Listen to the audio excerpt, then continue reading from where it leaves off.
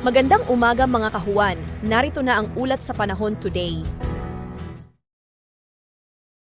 Kaninang alas 2 yung mga kaulapan or cloud cluster sa silangan ng Mindanao sa labas ng ating area of responsibility ay isa na ngayong ganap na low pressure area at huli itong namataan sa layong 1,605 kilometers silangan ng northeastern Mindanao. At ayon po sa ating latest analysis ay mababa yung tsansa nito na maging bagyo within the next 24 hours at wala rin po itong direct effect sa anumang bahagi ng ating bansa. Ngunit hindi po natin inaalis yung possibility na sa mga susunod na araw or in the next 24 to 48 hours ay posible po itong pumasok sa loob ng PAR. Samantala sa kasalukuyan po, yung easterlies o yung mainit na hangin mula sa dagat Pasipiko yung umiiral dito sa may silangang bahagi ng Luzon at Visayas kung saan ngayong araw yung buong bahagi po ng ating bansa ay patuloy na makakaranas ng mga isolated na mga pagulan dulot ng easterlies at ng mga localized thunderstorm. Samantala sa mga susunod na araw naman po, possibly by Tuesday onwards, is magiging mataas naman po yung tsansa ng mga pag-ulan,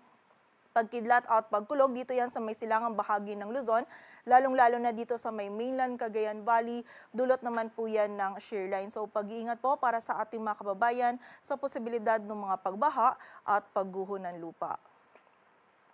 At para nga sa magiging lagay ng panahon ngayong araw ng linggo, dito sa bahagi ng Batanes at Babuyan Islands ay meron lamang po tayong mararanasan ng mga isolated na mga mahinang pagulan or pag-ambon dulot yan ng northeasterly surface wind flow. Samantala, dito naman sa Metro Manila maging sa nalalabing bahagi ng Luzon ay meron lamang po tayong mararanasan pa din ng mga isolated o yung mga biglaan at mga panandaliang pag-ulan, pagkilat at pagkulog, lalong-lalo na po yan sa hapon at gabi, dulot ng easterlies at ng mga localized thunderstorms. Ang ating mga regional offices po ay nagpapalabas pa rin ng mga thunderstorm advisories or mga babala ukol sa mga pag-ulan na ito. Agwat ng temperatura sa Metro Manila ay mula 24 to 33 degrees Celsius. Samantala sa bahagi naman ng Visayas at Mindanao ngayong araw ay patuloy din po tayong makakaranas lamang ng mga isolated na mga pagulan dulot pa rin ng easterlies at ng mga localized thunderstorms. And during severe thunderstorms po, posible pa rin maging katamtaman hanggang sa mga malalakas na pag-ulan yung maranasan natin na maaari pong magdulot ng mga pagbaha at pagguho ng lupa. So pag-iingat pa rin po para sa ating mga kababayan.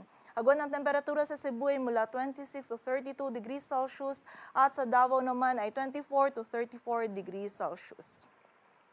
At para naman sa lagay ng dagat baybayin ng ating bansa, wala po tayong nakataas na gale warning kaya malayang makakapalaot yung mga kababayan nating mga isda, pati na rin yung may mga maliliit na sasakyang pandagat. Dito sa Metro Manila, ang araw ay sisikat mamayang 5:52 ng umaga at lulubog mamayang 5:27 ng hapon.